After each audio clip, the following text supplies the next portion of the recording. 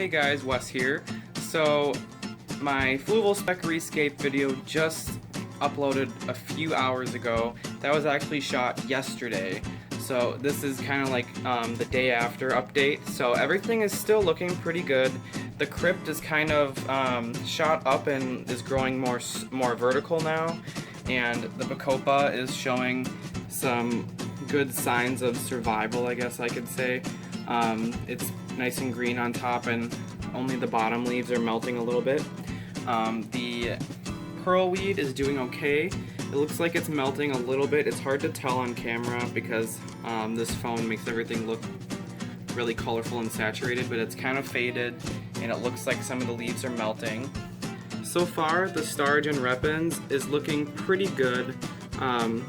This substrate is really lightweight, so it kind of gets uprooted easily. I've had a few of them pop up from the quarries messing with it, but other than that, this tank's doing really well.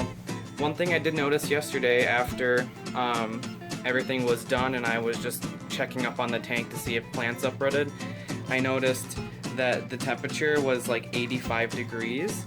So I took my heater out and I just left the tank and it adjusted to the temperature of my room, which is about 75, 76 because it's the summer here right now. So I took that heater out and I went to my LFS today and I got a new heater. It's by Elive, I think that's how you would pronounce that, but it's a 25 watt micro heater.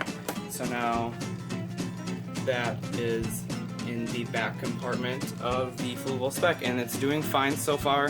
It's been in the tank for about 2 hours and the temperature has stabilized at about 78, so that's just about right.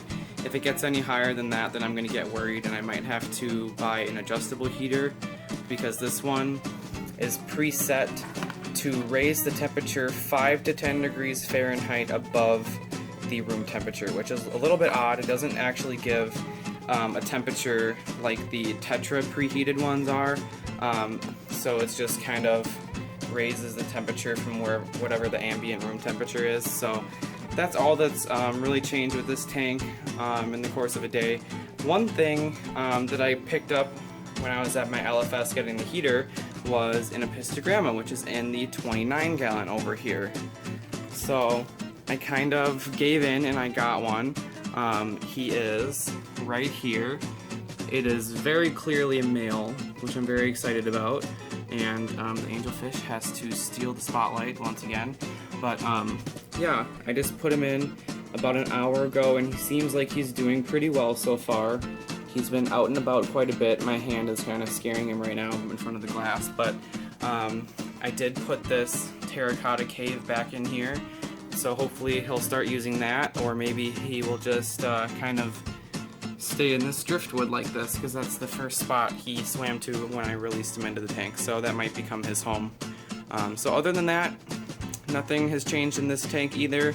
I actually got some Rotala in this corner. I've been having hair algae issues all over the glass. By the end of my weekly cycle before I do a water change, most of the glass has green hair algae and I have to scrub it off. I'm thinking that's partly because the plant load is less now that I took out that Amazon sort over here and tried out the Ludwigia, and since that didn't work, there's not enough nutrient absorption from all the other plants, so there's a lot left over for algae to use. So I'm trying out this Rotala. It's been in here for, I would say, 3 or 4 days, and it's been doing pretty good actually. I upped my dose of XL to 5 milliliters every other day. That's almost double what the recommended dose is for this size tank, and I'm hoping that since Excel actually has an algicide as its active ingredient, ironically enough, I'm hoping that will help out with the green hair algae, and plus the added CO2 supplement will hopefully help this Rotala take off, since it is kind of a more demanding plant. So yeah, that's the big news for today. So I'll try and keep you guys updated on this guy.